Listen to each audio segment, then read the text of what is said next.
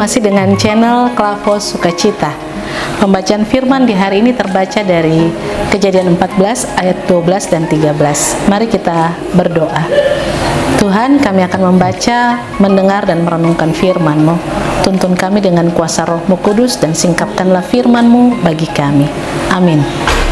Sekali lagi pembacaan kita dari Kejadian pasal 14 ayat 12 dan 13. Firman Tuhan demikian, juga Lot, anak saudara Abram, beserta harta bendanya dibawa musuh, lalu mereka pergi, sebab Lot itu diam di Sodom.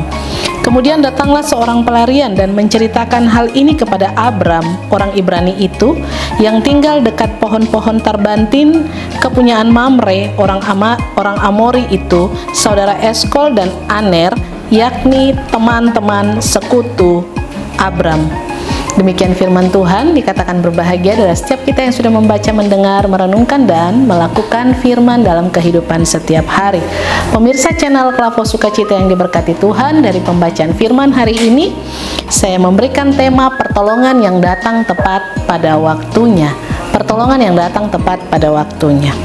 Setelah Lot yang berdiam di daerah Sodom, di mana rajanya ditawan oleh raja-raja yang bersekutu untuk melawan, maka tentu semua orang, semua rakyat yang tinggal di daerah tersebut pun juga harus ikut tertawan. Bukan hanya Lot saja, tetapi juga harta bendanya itu dijarah. Atas apa yang dialami oleh Lot, rupanya ada informasi yang dibawa oleh seorang pelarian yang kemudian menceritakan kepada Abram tentang hal-hal yang dialami oleh kerajaan di mana Lot berdiam dan apa yang dialami oleh keponakannya Lot ini.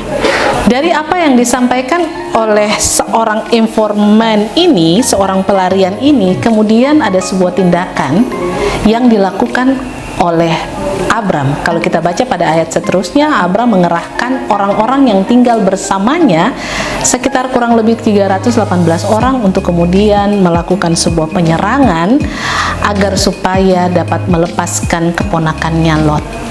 Pemirsa channel Klavos Sukacita yang diberkati Tuhan, ketika kita merasa bahwa kehidupan kita dihimpit oleh persoalan, masalah, tantangan, dan sepertinya sudah tidak ada jalan keluar, terkadang kita lupa bahwa Tuhan turut bekerja dari situasi-situasi yang kita anggap tidak mungkin.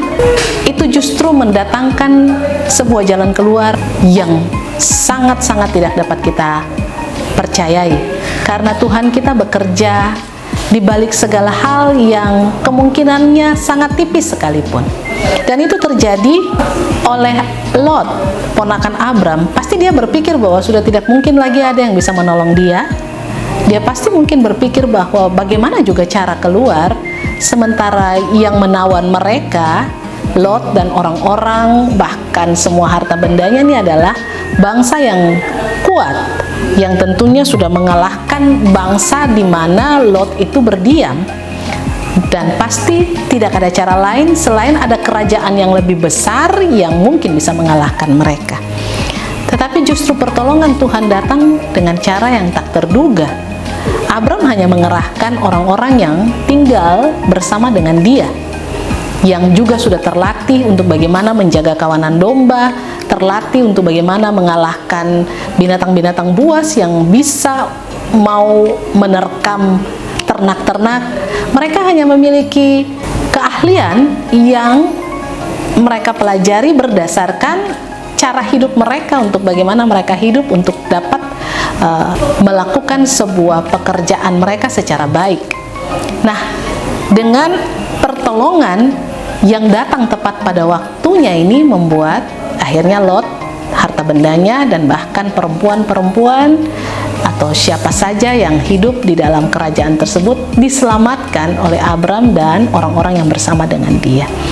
Pertolongan Tuhan tidak pernah dapat kita pikirkan secara akal kita, karena kekuatan kuasanya, anugerah berkatnya senantiasa Ia tunjukkan, Ia nyatakan kepada setiap orang yang berkenan padanya. Oleh sebab itu, di tahun 2026 ini Di hari yang ke-17 ini, baiklah kita terus hidup dan membangun kehidupan kita bersama dengan Tuhan, supaya dengan kehidupan dan bergantung sepenuhnya kepada Tuhan, maka sekalipun kita berada di tengah-tengah badai hidup ataupun di tengah-tengah tantangan, masalah, persoalan, Tuhan tidak pernah membiarkan kita. Dia akan membuat banyak hal yang kemudian akan memampukan kita untuk dapat melihat jalan-jalan Tuhan, kuasa Tuhan, karya Tuhan yang besar terjadi di dalam kehidupan kita. Yang perlu bagi kita adalah selalu hidup bergantung sepenuhnya pada Tuhan, membangun keyakinan kita, iman kita yang sungguh padanya, selalu ada dalam persekutuan dengan Tuhan, membaca firman, berdoa. Maka Dia akan menunjukkan jalan-jalannya dalam hidup ini bagi kita. Tuhan memberkati kita, amin. Mari berdoa. Terima kasih Tuhan untuk kebenaran firman di hari ini. Berkatilah kami, sertai kami sepanjang hari ini, supaya kami terus melihat jalan-jalan Tuhan menjadi nyata dalam kehidupan kami, dan pertolongan Tuhan yang datang tepat pada waktunya. Terpujilah namamu Kristus, kini dan selamanya, amin. Shalom, Tuhan berkati.